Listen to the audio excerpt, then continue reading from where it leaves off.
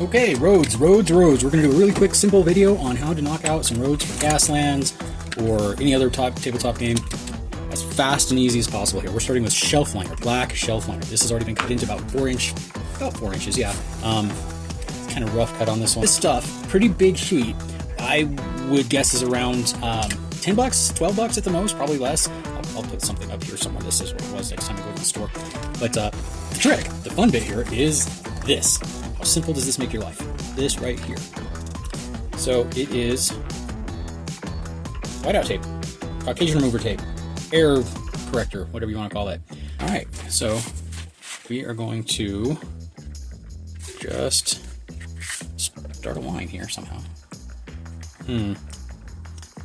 The hell's it filming? Just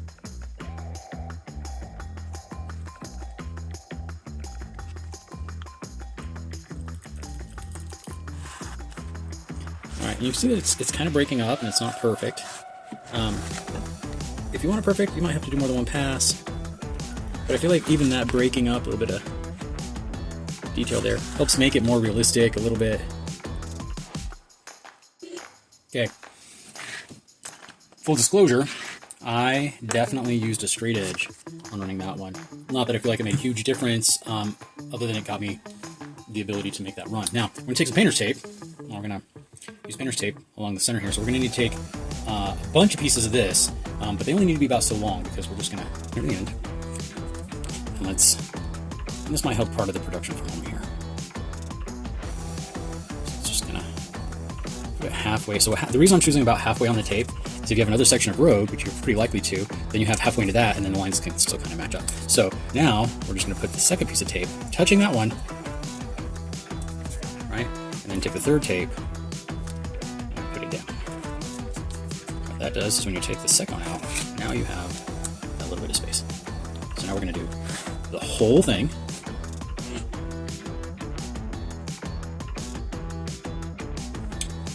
I used this straight edge to kind of eyeball that, put marks on the tape to see if that looked more or less center. And I'm pretty happy with that. So we're going to actually have to move that over just a little bit to accommodate for the head on this release.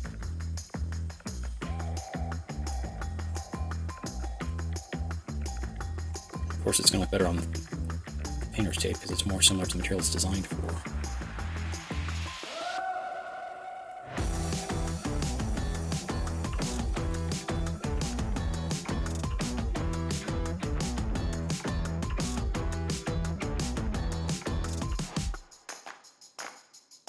There it is. Straightforward bit of road. This one's literally an offcut from another project, but I have ideas here. Like I feel like a couple of long pieces like this, and you're going to need some corner pieces. Slightly bigger piece. So this time we're going to approach this a little bit differently because we're not doing roads. We're going to do a curve. So we're going to go ahead and line up what I have on this offcut with the mat there, just so we've got nice. And we're going to try to make sure we get that more or less in the center that way. I think that if the square fits perfectly, that's price. So let's mark that.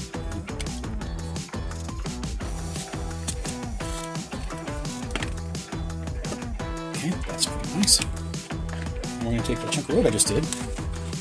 We're going to roughly measure that too.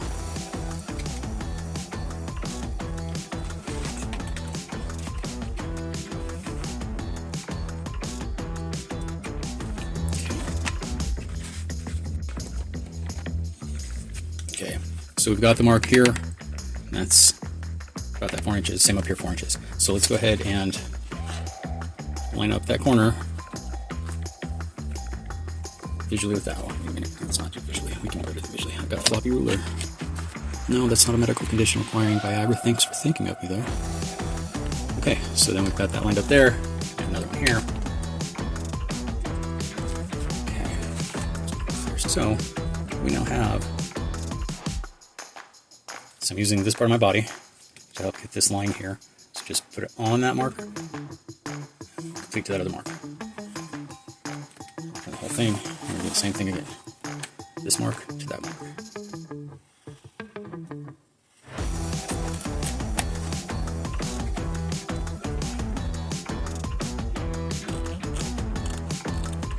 So I feel like for a decent set, you might need for those. Not that you're going to necessarily have them like touching each other for that type of bend, but that's going to give a nice like section, right? And then you have another short straightaway here, kind of around the end of a arena or something. But I think you see the point. Like you can quickly, inexpensively get all kinds of options road-wise for yourself for your tabletop gaming. And the expenses, I mean, I guess brand name, that was a few bucks, like maybe the dollar store buck and a quarter, like so this is around $8 or something. Again, there'll be a bug here that says like how much I actually spent on this. I just had a bunch left over. I'll check the price though. So let's get that one dressed up.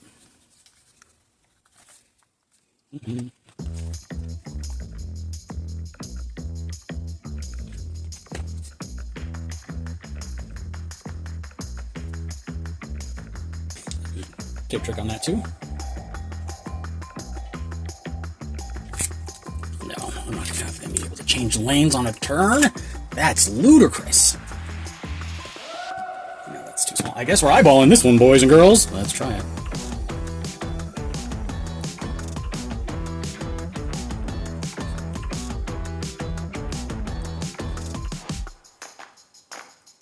All right. So, yeah.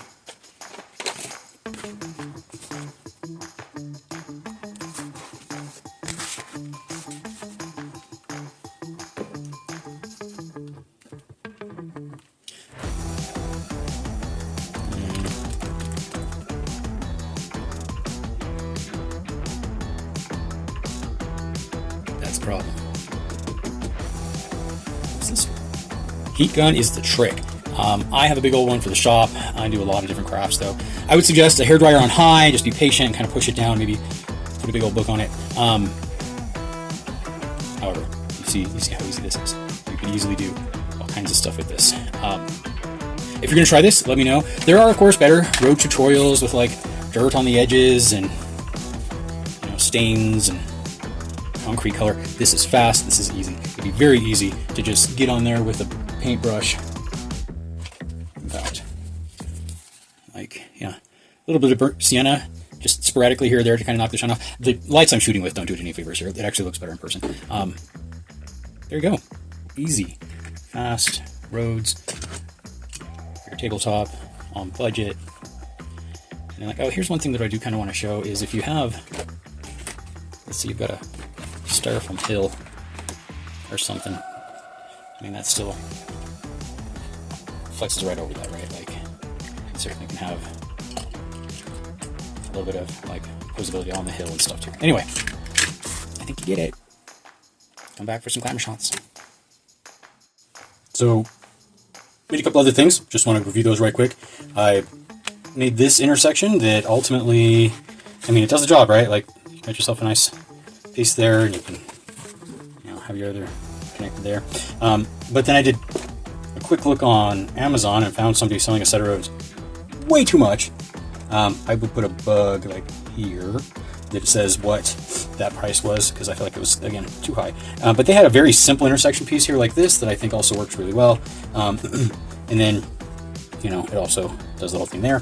So it's very easy to make all kinds of blacktop things this way.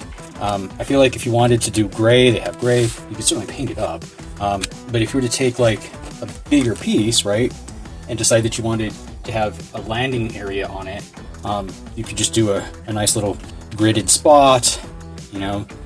One thing I have done with this for dioramas and setups is glued this stuff to corrugated plastic sheeting, like what they use for political signs and for sale signs for houses and stuff. And what that does is that gives you a good solid piece that you can put all your other buildings and stuff on.